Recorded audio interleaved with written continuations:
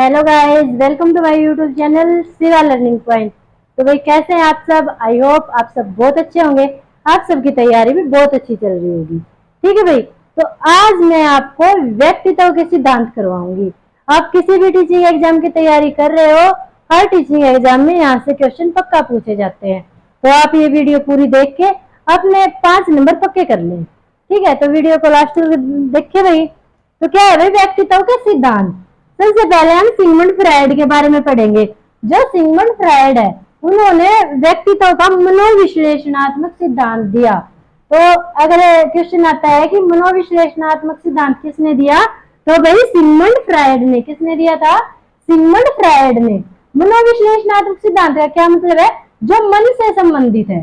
ठीक है, जो मन से रिलेटेड है। तो जो सिगमंड फ्रायड जी हैं, उन्होंने मन की 3 अवस्थाएं बताई: चेतन, अर्ध चेतन और अचेतन मन। चेतन मन, अर्ध चेतन मन और अचेतन मन। तो भाई चेतन मन क्या है? चेतन मन वो है जो वर्तमान में हम सोच रहे हैं, अपने मन में, अपने दिमाग में जो बातें हम वर्तमान में सोच रहे हैं, वो है हमारा चेतन मन। उसके बाद आता है अर्ध चेतन मन। अर्ध चेतन मन वो है जो बातें हम भूल चुके हैं और हमें याद आ जाती है थोड़ी कोशिश करने पर। जैसे मान लो मैं कोई बुक रख के भूल गई, मैं उसको ढूंढ रही हूँ, फिर मुझे एकदम से याद आया कि वो तो मैंने अपने दोस्त को दे दी थी, तो मुझे याद आ गया ना जो मैं भूल चुकी थी। तो वो है अर्ध चेतन मन। फिर आता है अचेतन मन। अचेतन मन में वो दम्भित इच्छाएं होती हैं जिनका हम गला घोट चुके होते हैं। ठीक है, मान लो भाई बचपन का प्यार मेरा, ऐसे मतलब सोच लो कि भाई 11-12 साल की एज में अगर कोई ये सोचता है कि कोई लड़का ये सोचता है मुझे इस लड़की से शादी करनी है। ठीक है, उम्र के साथ वो उन चीजों को भूल जाएगा। वो उसके अचेतन मन में चली जाएगी कि उसे उस लड़की से शादी करनी थी 11-12 की एज में। ये सारी चीजें अचेतन मन में चली जाएंगी। उसके 30-40 साल बाद जब वो लड़की एकदम से सामने आएगी, तो हो सकता है कि उसे वो बातें याद आ जाए कि 11-12 साल की एज में मैंने ऐसा सोचा था। और हो सकता है कि वो चीजें बिल्कुल भी याद ना आए। जब तक वो दिमाग पे जोर न डाले तो वो चीजें याद नहीं आएंगी। तो अचेतन मन में यही होता है, जिन इच्छाओं का हम बिल्कुल दमन कर चुके होते हैं, वो हमारी अचेतन मन में चली जाती हैं। ठीक है, अचेतन मन की इच्छाएं ज्यादातर असामाजिक होती हैं, घृणित होती हैं ऐसी इच्छाएं। फिर क्या है कि जो मनोविश्लेषणात्मक सिद्धांत है सिगमंड फ्रायड का, उसका प्रयोग कहाँ पे होता है? उसका प्रयोग कहाँ पे होता है? तो भाई स्वप्न विश्लेषण में। ठीक है, स्वप्न विश्लेषण का मतलब क्या है? जो सिगमंड फ्रायड है वो ऐसा मानते हैं कि भाई जो स्वप्न होते हैं, जो हमारे सपने होते हैं, वो बिना बात नहीं आते हैं। वो सारी हमारी अचेतन इच्छाएं होती हैं जो सपने के द्वारा हमारा मन पूरी करता है। ठीक है, जैसे कि भाई आपको गवर्नमेंट जॉब पाने की लालसा है, आपको सपने में दिखाई देता है कि आपकी जॉब लग गई, तो क्या है? वो अचेतन मन की इच्छा है। आपका मन चाह रहा है कि आप नौकरी लग जाओ, वही चीज आपको सपने में दिखाई दे रही है। ठीक है, तो इसे स्वप्न विश्लेषण होता है। उसके बाद है पैराप्लेक्सिस। ठीक है, पैराप्लेक्सिस क्या है? ये वो अवस्था होती है जिसमें हम चीजों को भूल चुके होते हैं। ठीक है, जिसमें हम चीजों को भूल चुके होते हैं और फिर जोर देके उन चीजों को याद कराया जाता है।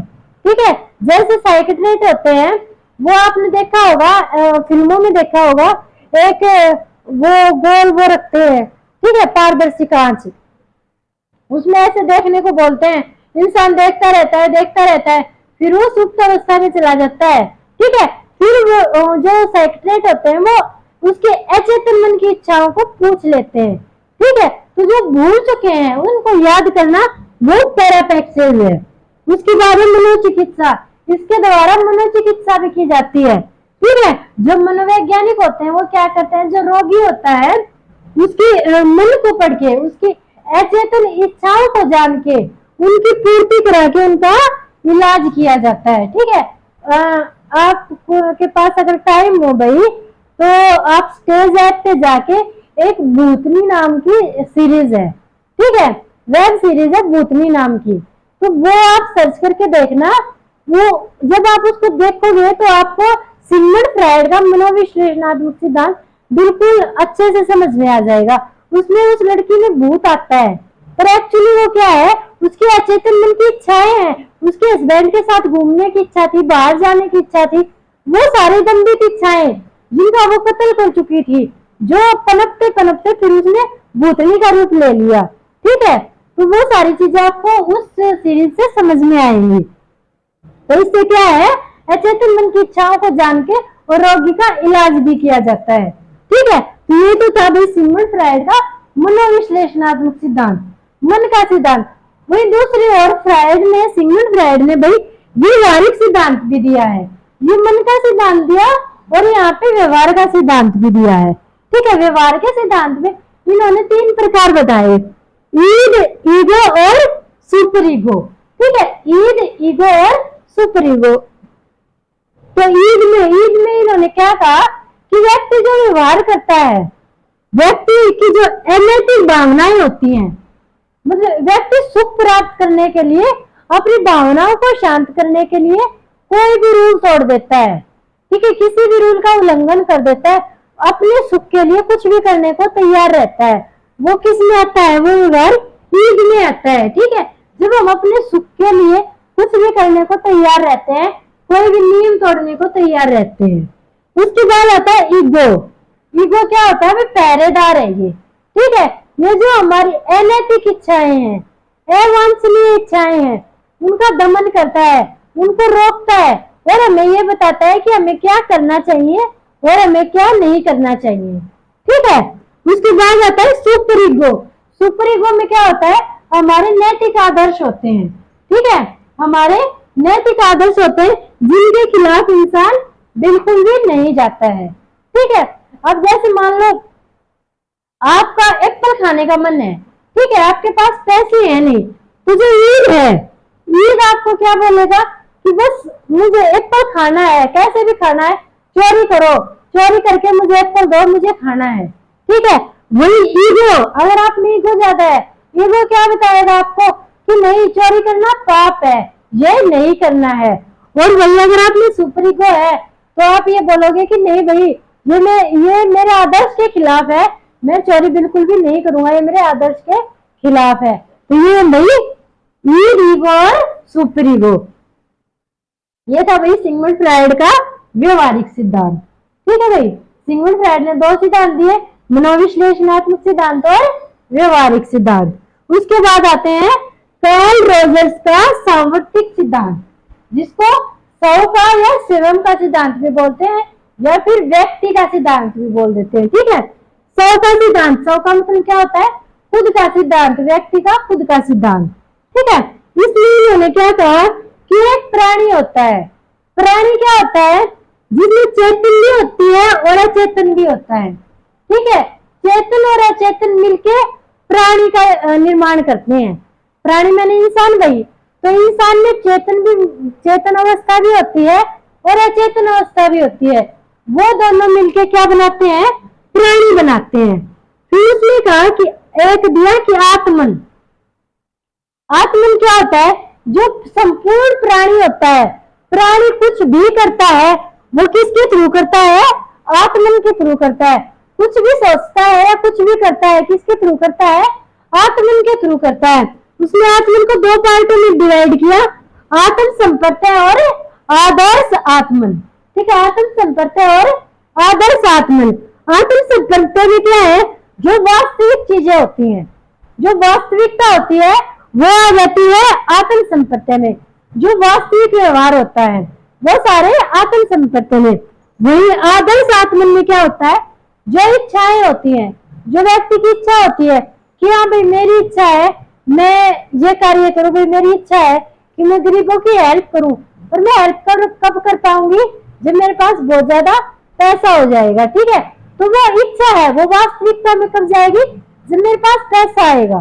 ठीक है, और इन दोनों से मिलके क्या बनता है, आत्मन। और आत्मन का मतलब क्या होता है, संपूर्ण प्राणी। तो ये सारी चीजें एक दूसरे से रिलेट की है, किसने, कार्ल रोजर्स ने। तो स्वयं का सिद्धांत किसने दिया है, कार्ल रोजर्स ने। व्यक्ति का खुद का सिद्धांत किसने दिया, कार्ल रोजर्स ने। उसके बाद आते हैं भाई ऑलपोर्ट ने। जो ऑलपोर्ट है, इन्होंने शील गुण सिद्धांत दिया है। ठीक है, इन्होंने व्यक्ति के शील गुण बताए जिसके आधार पर इसके सिद्धांत को नाम क्या दिया, शील गुण सिद्धांत नाम दिया गया है। इन्होंने कहा कि एक तो सामान्य शील गुण होते हैं और एक व्यक्तिगत शील गुण होते हैं। दो तरह के शील गुण बता दिए। तो इन्होंने कहा कि जो सामान्य शील गुण होते हैं वो प्रत्येक व्यक्ति में पाए जाते हैं। ठीक है, हर व्यक्ति में सामान्य शील गुण पाए जाते हैं। ठीक है, जैसे खुशी होने पे हंसना, ठीक है, चोट लगने पे रोना, दुखी होने पे आंसू निकालना, ये सामान्य शील गुण है जो हर इंसान में पाए जाते हैं। उसके बाद दूसरा क्या दिया, व्यक्तिगत शील गुण। तो इन्होंने कहा कि व्यक्तिगत शील गुण एक समुदाय विशेष के होते हैं। ठीक है, जो व्यक्तिगत शील गुण होते हैं वो समुदाय विशेष के होते हैं और वो दूसरे समुदाय में नहीं पाए जाते, एक समुदाय में पाए जाते हैं, या ये कह लो कि एक इंसान में पाए जाते हैं या एक समुदाय में पाए जाते हैं। तो इन्होंने व्यक्तिगत शील गुण को 3 पार्टों में डिवाइड किया, कार्डिनल प्रवृत्ति, केंद्रीय प्रवृत्ति और गौण प्रवृत्ति। तो ये जो कार्डिनल प्रवृत्ति है इसमें इन्होंने दिया मुख्य गुण। ठीक है, मुख्य गुण होते हैं वो कार्डिनल प्रवृत्ति में होते हैं। जो ये मुख्य गुण होते हैं कार्डिनल प्रवृत्ति वाले होते हैं, ये भाई छुपाने से भी नहीं छुपते हैं। ठीक है, ये मुख्य गुण होते हैं, छुपाने से नहीं छुपते हैं। जैसे महात्मा गांधी में सत्य और अहिंसा का गुण था, सत्य और अहिंसा के गुण के कारण वो मतलब के वर्ल्ड में फेमस हो गए। ठीक है, तो जो कार्डिनल गुण होते हैं वो ऐसे मुख्य गुण होते हैं जो छिपाने से भी नहीं छिपते हैं और व्यक्ति विशेष में ही पाए जाते हैं। फिर केंद्रीय प्रवृत्ति, जो केंद्रीय प्रवृत्ति के होते हैं वो सामान्य गुण होते हैं। ये 5 से 10 गुण समुदाय विशेष में होते हैं। ठीक है, 5 से 10 गुण एक समुदाय विशेष के सभी व्यक्तियों में पाए जाते हैं, वो हो जाते हैं सामान्य गुण। उसके बाद आते हैं गौण प्रवृत्ति। तो जो गौण प्रवृत्ति के गुण है वो कम महत्वपूर्ण होते हैं, जैसे कि खाना खाने का तरीका, कपड़ा पहनने का तरीका, ये कोई ज्यादा विशेषता वाली बात नहीं है, इतनी ज्यादा महत्वपूर्ण नहीं है। ठीक है, तो जो ये गुण होते हैं गौण प्रवृत्ति वाले गुण होते हैं वो कम महत्वपूर्ण होते हैं। ठीक है भाई, ये किसने दिए थे, आलपोर्ट ने दिए थे। शील गुण, शील गुण 2 गुण बताए, सामान्य गुण और व्यक्तिगत शील गुण। व्यक्तिगत शील गुण को 3 पार्टों में डिवाइड किया, कार्डिनल प्रवृत्ति, केंद्रीय प्रवृत्ति और गौण प्रवृत्ति। कार्डिनल प्रवृत्ति में मुख्य गुण होते हैं, जैसे महात्मा गांधी में गुण है सत्य अहिंसा का। केंद्रीय प्रवृत्ति में सामान्य गुण होते हैं। ठीक है, जैसे बीएसएफ के जवानों में देशभक्ति का गुण होता है। गौण प्रवृत्ति में कम महत्वपूर्ण गुण होते हैं, जैसे कि भाई कपड़े पहनने के तरीके, खाना खाने के तरीके, चलने के तरीके, जो ज्यादा महत्वपूर्ण नहीं होते हैं। उसके बाद आता है मैक्स वर्दीमर का सिद्धांत गेस्टाल्टवादी। इन्होंने कोहलर के साथ मिलकर गेस्टाल्टवादी सिद्धांत दिया। इन्होंने क्या कहा, इन्होंने अंतर्दृष्टि के जो विचार हैं, जो हमारी अंतर्दृष्टि की सूझबूझ है उसको महत्व दिया।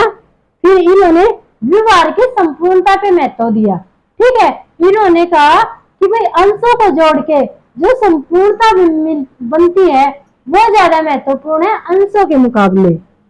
फिर इन्होंने प्रत्यक्ष सीखने पे जोर दिया कि सीखना कब अच्छे से हो पाता है, जब हम प्रत्यक्ष किसी चीज को सीखते हैं।